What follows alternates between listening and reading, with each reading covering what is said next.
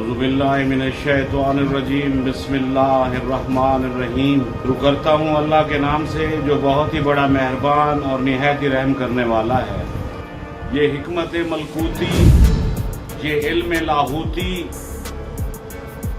ये हिकमत मलकूती, ये इल्म लाहूती, हरम के दर्द का दरमा नहीं तो कुछ भी नहीं। ये जिक्र नीम शबी, ये मराकबे, ये सरूर, तेरी खुदी के निगहबा नहीं तो कुछ भी नहीं। हिर्द ने कह भी दिया ला इलाहा तो क्या हासिल, हिर्द ने कह भी दिया ला इलाहा तो क्या हासिल। दिलो निगाह मुसलमान नहीं तो कुछ भी नहीं। अस्सलाम वालेकुम viewers, welcome to my YouTube channel G Rizvi official. Civil law पे आज हमारा टॉपिक, एक नया टॉपिक है सिविल लॉ का, और जिसका नाम है द स्पेसिफिक रिलीफ एक्ट 1877। कानून दादरसी उर्फ आम में इसे कहते हैं। सिविल कोर्ट्स में कानून दादरसी स्पेसिफिक रिलीफ एक्ट के तकरीबन 80% 100 में से अगर 100 केसेस हों सिविल कोर्ट्स में, तो उसमें से 80% केसेस जो इस वक्त चल रहे हैं वो इसी कानून दादरसी द स्पेसिफिक रिलीफ एक्ट 1877 के तहत चल रहे हैं। और जो प्रोसीजर सिविल कोर्ट्स अडॉप्ट करती है वो the code of civil procedure 1908 होता है। जैसा कि हमने अपनी सीपीसी की वीडियोस में जब सिविल लॉ शुरू किया और सीपीसी की हमने अपना पहला लेक्चर बनाया, या गालबन दूसरा लेक्चर, जिसमें हमने ये कहा कि बैक वक्त जब एक सिविल सूट दायर होता है, एक दावा दायर होता है, तो बैक वक्त उस वक्त 5 से 6 या 7 लॉ ऐसे हैं बुनियादी जो बैक वक्त साइमल्टेनियसली एप्लीकेबल होते हैं। मिसाल के तौर पर अगर दावा कानून दादरसी स्पेसिफिक रिलीफ एक्ट 1877 की सेक्शन 42 जो कि डिक्लेरेशन का सूट, जिसे दावा इस्तकरार हक कहते हैं, जब किसी पार्टी ने कोई डिक्लेरेशन सीख करना हो अदालत से दो मामलात के बारे में, legal status and legal right. अगर किसी पर्सन का लीगल राइट इन्फ्रिंज होता है या उसका लीगल स्टेटस जब इन्फ्रिंज होता है, तो वो इसी स्पेसिफिक रिलीफ एक्ट 1877 के तहत सेक्शन इसका जो 42 है उसके तहत सूट फॉर डिक्लेरेशन अदालत में दायर होता है। और मुद्दई अगर एविडेंस से साबित कर देता है तो वो उसका दावा डिक्री हो जाता है। और इस तरह मुद्दई, वो पर्सन जो मुद्दई बनकर अदालत में आया था, दावा दायर किया था अपने किसी लीगल स्टेटस के बारे में या किसी लीगल राइट के बारे में, तो अदालत उसको वो डिक्लेरेशन ग्रांट करती है,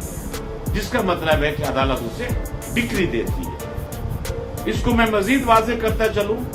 क्योंकि स्पेसिफिक रिलीफ एक्ट 1877 की क्लियर अंडरस्टैंडिंग के बगैर सिविल प्रैक्टिस नामुमकिन है। इम्पॉसिबल है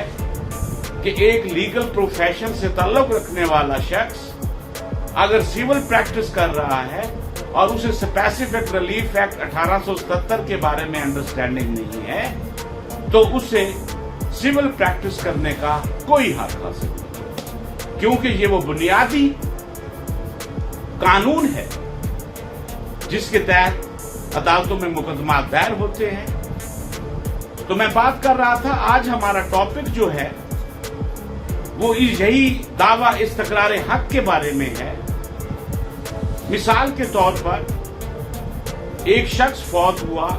और उसकी औलादे नरीना भी थी और उसकी बेटियां भी थी, लेकिन भाइयों ने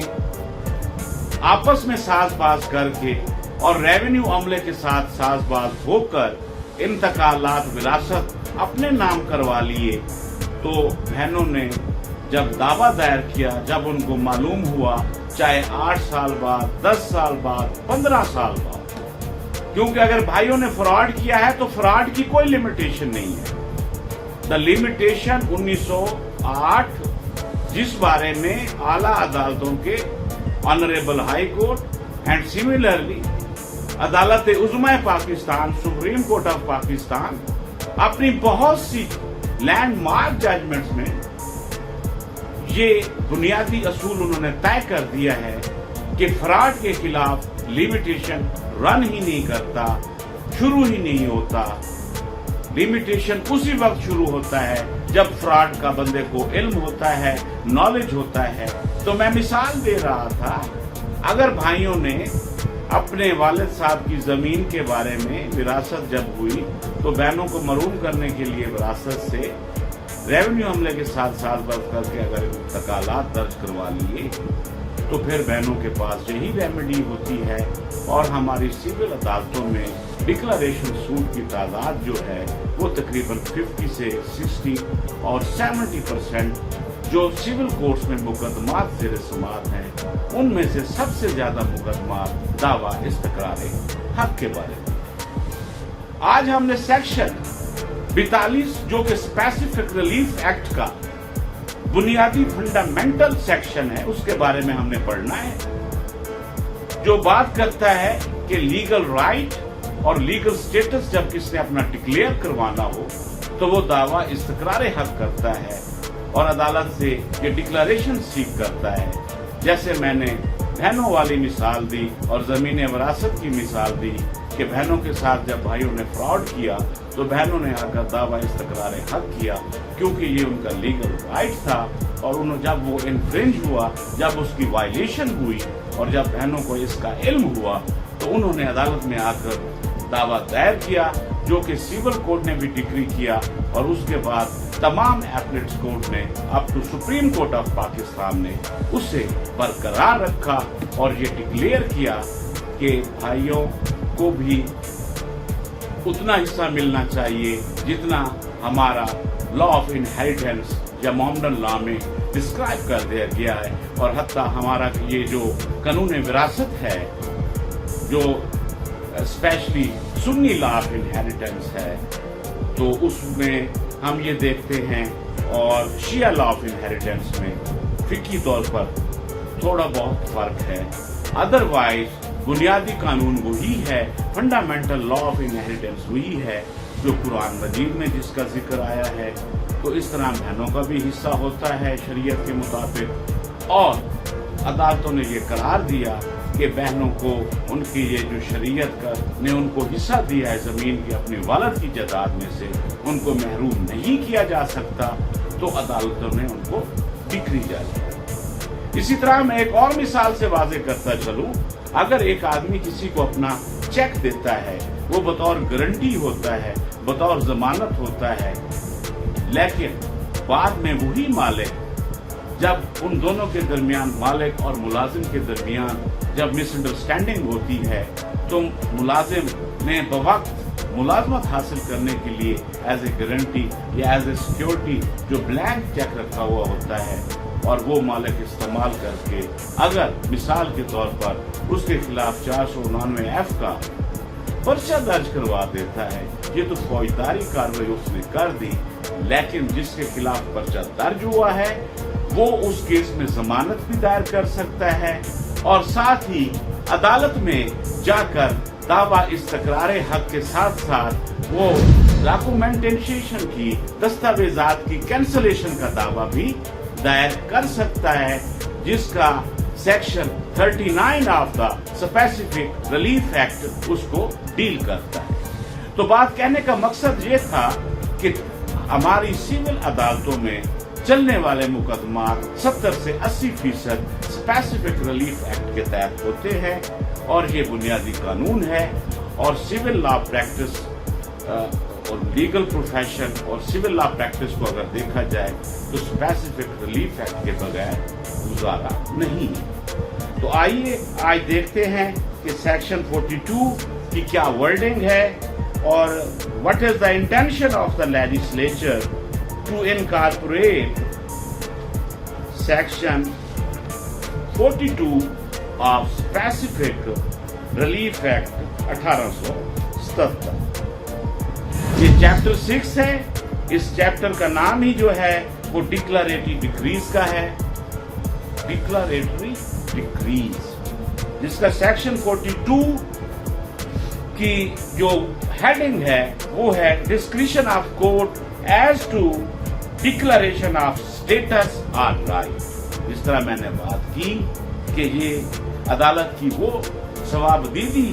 अख्तियार है कि वो किसी भी मुद्दाई को जो डिक्लेरेशन सीख कर रहा है लीगल स्टेटस के बारे में या अपने लीगल राइट के बारे में, तो अदालत का सवाबदीदी अख्तियार है स्पेसिफिक रिलीफ एक्ट के तहत कि वो अदालत उसको ग्रांट करे। सेक्शन 42 की वर्डिंग ये है कि any person entitled to any legal character, अगर एक शख्स किसी कानूनी किरदार का, किसी लीगल करैक्टर का हकदार है, इंटाइटल्ड हकदार है, आर टू एनी राइट या किसी हक का वो हकदार है, एज टू एनी प्रॉपर्टी किसी प्रॉपर्टी के मुतल्लिक में इंस्टीट्यूट अ सूट वो दावा दायर कर सकता है। अगेंस्ट एनी पर्सन किसी भी ऐसे आदमी के खिलाफ डिनाइंग और इंटरेस्टेड टू डिनाई, जो वो उसका लीगल स्टेटस या वो लीगल राइट जो जिसका वो इनकार कर रहा है उसके खिलाफ वो आदमी जिसका लीगल स्टेटस या लीगल राइट वायलेट हो रहा है या डिनाई हो रहा है, वो डिनाई करने वाले के खिलाफ दावा इस्तकरार हक दायर कर सकता है और अदालत का डिक्लेरेशन सीख कर सकता है। To deny his title to such character, his title to such character, उसका वो जो टाइटल है उसके मुतल्लिक or right and the court में इन इट्स डिस्क्रिशन, और अदालत का ये सवाबदीदी अख्तियार है कि make therein a declaration that he is so entitled, जैसा कि उसने कहा कि मैं हकदार हूं, और दावा दायर होने के बाद मुद्दई की तरफ से शहादत और बाद में मुद्दअ की तरफ शहादत होने के बाद जब फाइनल मेरिट पे आकर दावा कंक्लूड हुआ तो अदालत ने ये फाउंड किया, ये पाया कि मुद्दई का दावा सच्चा है, उसका लीगल राइट या कोई लीगल स्टेटस जो है वो वायलेट हुआ है या डिनाई हुआ है, तो अदालत को उसे डिक्लेरेशन दे सकती है। आपने मिसाल इसको समझने के लिए वही लेनी है जो सबसे पहले मैंने मिसाल दी है जमीन विरासत के बारे में कि अगर कोई मुसलमान मोरिस फौत होता है तो उसकी औलाद बेटे जमीन अपने नाम करवा लेते हैं, रेवेन्यू अमले से साज़बाज़ करके फ्रॉड करते हैं बहनों के साथ। जैसे भी बहनों को इस फ्रॉड का इल्म होगा वो अदालत में आके सेक्शन 42 के तहत दावा दायर कर सकती हैं और अपना हक ले सकती हैं। इसी तरह आगे है and the plaintiff need not in such suit ask for any further, और इस दावे में प्लेंटिफ को मुद्दई को ऐसी कोई जरूरत नहीं है कि इसके अलावा कोई मजीद वो रिलीफ सीख करे। लेकिन इसके आगे एक बार लगा दिया गया है, इसका नेक्स्ट जो पैराग्राफ है उसमें बार टू सच डिक्लेरेशन, कि ऐसे डिक्लेरेशन पे बार कौन कौन से डिक्लेरेशन पे लेजिस्लेचर ने, कानून साज असेंबली ने इसको बार कर दिया है। वो है जी प्रोवाइडेड दैट, बशर्त ये कि no court shall make any such declaration where the plaintiff being able to seek further relief than a mere declaration of title omits to do so. कि मिसाल के तौर पर अगर एक आदमी ये दावा करता है कि फलां शख्स ने मेरी जमीन पर नाजायज कब्जा कर लिया है, हालांकि जमीन बामुताबिक रेवेन्यू रिकॉर्ड और तमाम कानूनी पहलुओं के हवाले से मैं इसका हकदार हूं, लेकिन ये दावा करता है कि बी ने मुझे जमीन पर कब्जा कर लिया है। मिसाल को सही क्लियर अंडरस्टैंडिंग के लिए ए और बी का हम इस्तेमाल करते हैं एज ए शख्स, एज ए पर्सन। तो ये दावा करता है अदालत में आकर कि बी ने मेरी जमीन पर कब्जा कर लिया है और रेवेन्यू रिकॉर्ड और तमाम कानूनी पहलुओं से मैं मालिक हूं, तो वो ना सिर्फ ये डिक्लेरेशन सीख करेगा कि मुझे ये जमीन वापस दिलाई जाए, बल्कि वो साथ ये भी इसमें प्रेयर करेगा, अदालत के सामने इस्तदा करेगा उसी दावे में कि मुझे ना सिर्फ इस जमीन का मालिक करार दिया जाए جس کے بارے میں بھی یہ کہہ رہا تھا کہ میں مالک ہوں اور ایک کہہ رہا تھا میں مالک ہوں، بلکہ ایک کو یہاں عدالت میں یہ بھی استدعا کرنی ہوگی جو فردر ریلیف کی بات ہوئی ہے، اگر وہ نہیں کرتا تو پھر عدالت اس کو وہ ڈکلریشن گرانٹ نہیں کرے گی، یہ بنیادی بات ہے۔ تو فردر ریلیف اس میں کیا بنتا ہے؟ تو وہ عدالت میں صرف یہ نہیں کہے گا کہ مجھے اس کا زمین کا میں مالک ہوں، بھی نہیں ہے، بلکہ وہ ساتھ یہ بھی استدعا کرے گا کہ اس زمین کا قبضہ بھی مجھے دلایا جائے ایز اے کانسیکوینشل ریلیف، کہ پہلے تو وہ مالک قرار پایا عدالت کے ڈکلریشن اور ڈکری کی وجہ سے، جب وہ مالک قرار پایا تو پھر اس کا کانسیکوینشل ریلیف یہ بنتا تھا کہ وہ ساتھ اس کا قبضے کی بھی پریئر کرتا کہ نہ صرف مجھے مالک قرار دیا جائے بلکہ بی سے اس زمین کا مجھے قبضہ بھی دلوایا جائے۔ تو یہ بار لگا دیا گیا ہے جب اس قسم کی سچویشن ہو، فردر ریلیف کانسیکوینشل ریلیف اس کا مانگنا ضروری ہو اور مدعی نہ مانگے تو پھر عدالت وہ اس کا دعویٰ خارج کر دے گی، اسے ڈکلریشن نہیں دے گی۔ تو اس کے بعد اس کے لاسٹ میں آخر میں ایک ایکسپلینیشن ہے جس کو پڑھنے کے بعد section 42 of the specific relief act 1877 واضح طور پر ہم سمجھنے میں کسی حد تک کامیاب ہو جائیں گے انشاءاللہ۔ Explanation: A trustee of property is a person interested to deny a title adverse to the title of someone who is not in existence and for whom if in existence he would be a trustee۔ تو اس میں ایک مثال دے کر trustee اور trustee کی مثال دے کر اس explanation میں سمجھایا گیا ہے، جو اوپر ایک طرف تو اس پرسن کی بات ہوئی ہے پہلے پیراگراف میں، جو اس کا ہم نے سیکشن 42 کا پہلا پیراگراف بنا، جس میں ایک پرسن اس کی بات ہوئی ہے جو جس کا لیگل رائٹ یا لیگل اسٹیٹس کو ڈینائی جو آدمی کر رہا ہے، جو شخص اسے ڈینائی کر چکا ہے، وائلیٹ کر چکا ہے یا ابھی ڈینائی کر رہا ہے اور وائلیٹ کرنے کے در پہ ہے، ڈینائی کرنا چاہ رہا ہے، تو اس بارے میں یہ مثال دے کر ایکسپلینیشن میں یہ سمجھایا گیا ہے کہ اگر آپ کوئی ٹرسٹ کی پراپرٹی کا کیس ہو تو اس کا جو ٹرسٹی ہوتا ہے وہ اس میں پرسن انٹینڈیڈ ٹو ڈینائی کہ اس اصل ٹرسٹی کے ہونے کا انکار کرے، تو تب جو اصل ٹرسٹی ہے جو چاہے ادھر موجود ہو یا نہ ہو، وہ عدالت میں دعویٰ دائر کر کے جو وہاں پر اپنے آپ کو جھوٹ موٹ کا ٹرسٹی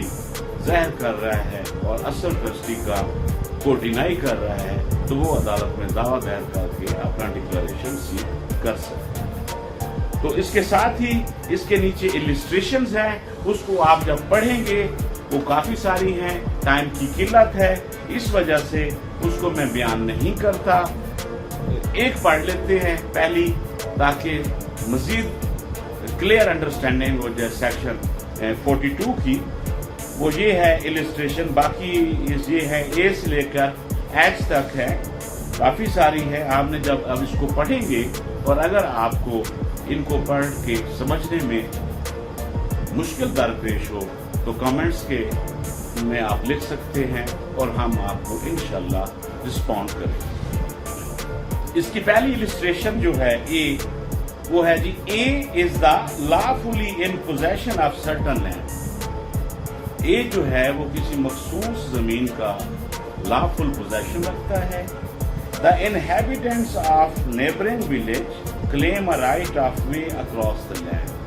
اور ساتھ والے گاؤں کے لوگ جو ایک ہی زمین ہے لیگلی اس کی اپنی ہے، ذاتی ملکیت ہے، اس میں سے گزرنے کا جو ہے وہ راستہ بنا کر گزر رہے ہیں اور ایک راستہ بنا ہوا ہے۔ تو اے میں sue for a declaration that they are not entitled to the right so claimed۔